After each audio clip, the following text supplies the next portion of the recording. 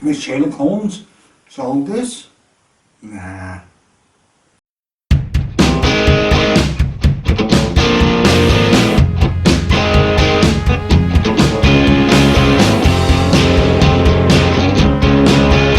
Good day everybody, I'm hoping that you're all okay and haven't got the virus or recovering from the virus, and there's no bad news for any of you on the way out of this COVID-19.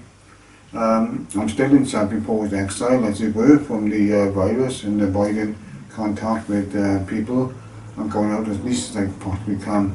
I haven't seen my family, my grandchildren especially, and I miss them quite a bit, so that's the only drawback with the whole thing. But it's better safe than sorry, more for their sake than mine.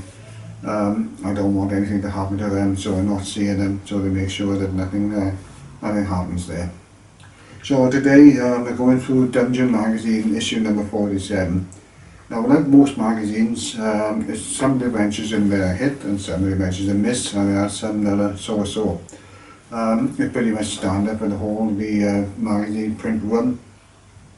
And it's a bi-monthly magazine, and as I understand it now, they're getting quite rare on eBay, fetching high prices for these. So you can expect to pay premium when you go to eBay or even Amazon. So if you manage to pick up a copy for a bargain price, then snap it up, because chock block full of adventures. Like I said, it's hit and miss, so it's a risk avoiding however you look at it.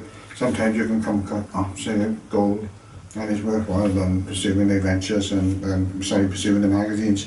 So I'm looking at The Assassin Within by a chap called Paul Carlotta, and this was written in 1994, published in 1994, the magazine. Now, it's an average adventure in some respects, but there's an idea there, there's an absolute solid gold kernel of an idea.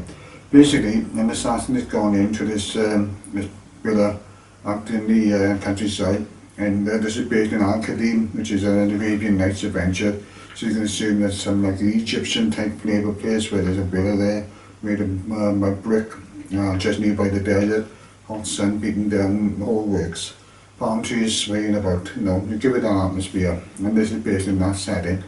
An assassin has gone within the villa to kill the people in the villa. He's only been instructed to kill one person, but being such a nasty fellow as he is, he decides to kill the household one by one until he gets to the final person who he's set to kill. He draws it out, takes pleasure in the act of being a malicious, nasty, spiteful person. The owner of the house gets worried, so he involves the playing characters to come along and try and investigate and see what's going on. And so they investigate. It's a sort of locked room murder mystery where it takes place in the villa, and there's no sort of inside-outside goings about, because nobody's seen anybody entering the place and nobody's seen anybody leaving the place. So there's that for them to play cards to work out, and so they go for the various clues and discover, and this is where the great bit of this model comes in, discover there's a painting that's been given to this guy that's supposed to be killed as a gift. And when they investigate further, it turns out the painting is a gateway, a sort of transdimensional gateway into a room. And that's where the assassin is hiding. He's actually hiding inside the painting. So the playing characters find that around the corner of the painting there's another room, and inside there is where you find the assassin.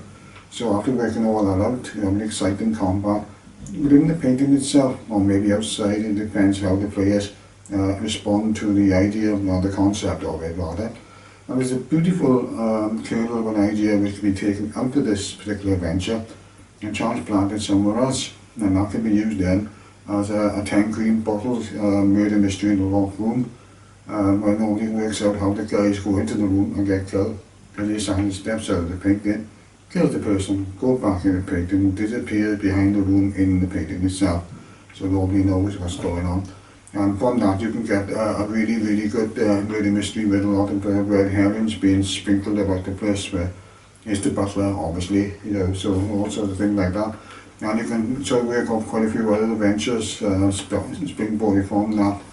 And it's a beautiful idea. So I give this adventure a good pair of kudos for actually coming up with something like that. Now, it comes to the good part of it, where I've just said that this idea of the assassin and the murder mystery and the investigations that the characters have to get involved with. There's quite a bit of role playing where they ask the questions of the household, where they were such and such time, that sort of thing. And depending on how the dungeon master plays the characters, you can get quite a good rollicking adventure out of it. And certainly an evening, maybe two. The big drawback with this adventure is there's a drawback with quite a few of the adventures in Dungeon Magazine. Is the background information that the writer of the particular adventure, or some of the other adventures I've seen in this magazine, seem to be to want to give you so much information to the dungeon master, particularly, in order to justify the actions of the person that's actually doing the assassination, why he's there. It turns out there's a son of a sheik who's been tutored by this guy that needs to be killed, and they haven't given him very good marks at all in any of the examinations or what have you. So rather than from his father finding out that he's not been exactly a model student, he sent an assassin to kill him, this tutor, and that's where the story comes from in there.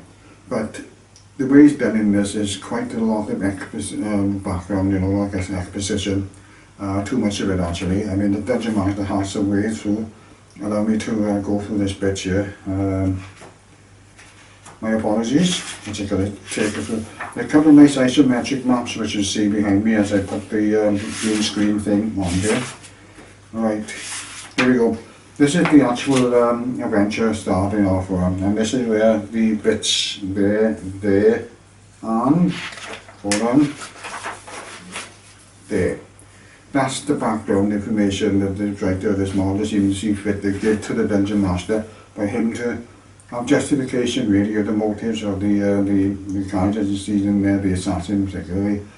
You think there's why to do so much, you can do that in a paragraph or two, and maybe fit a lot more into this adventure, like another room or another character that comes in, and an NPC, different things. It's just that they put too much detail in there sometimes with these, and that's a fault for a lot of the adventures that I found in Dungeon Magazine, is you have to justify or give a huge amount of background information, which A, is too much information, B, players who actually play the character may not be interested all the time in what's going on in the background as to why the motives of a particular character coming about and what he or she is doing as a result of that background information. And they don't care, some of them, they just want to go in, solve the mystery, get their treasure and go. And you're probably not interested that their Uncle Frim got insulted by cousin it many years ago. They don't give a damn. I wouldn't have had if I were playing character doing this adventure. So when you're playing it, then you can safely check out all the background information is really not needed. So that's the only sort of drawback this adventure's got. Other than that, there's a good solid working like adventure with a one gem of an idea which can be taken out of this and put somewhere else, used as probably an embedded adventure that you can come up with and what's being put in here. So yeah, that's basically it really. It's short and sweet. So walk on and stay safe everybody.